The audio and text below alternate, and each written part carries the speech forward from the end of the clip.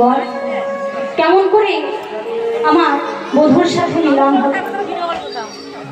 বলে রায় শোন শোন, আজকে তোদের ওই সূর্য পূজার মন্দিরে মিলন হবে। তাই আজকে আমরা ভানু পূজার ছলে আমরা কানু পূজা করতে যাব, ঠিক আছে? তাই তোরা সবাই রেডি হ। তুলসী বলছে তোরা সব সখী মিলে পশরা সাজিয়ে তোরা সব রেডি হ, আমরা ভানু পূজার ছলে কানু পূজা করতে যাব।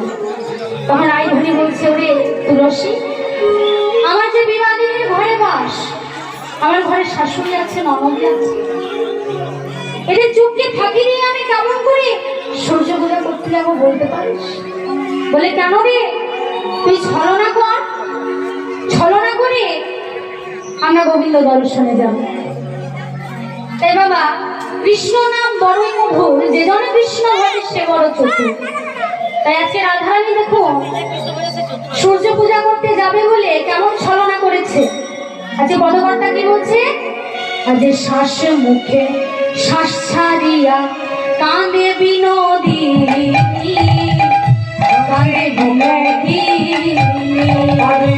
শ্বাস মুখে শ্বাস ছাড়িয়া কাঁদে বিনোদিনী, কাঁদে বিনোদিনী, শ্বাস মুখে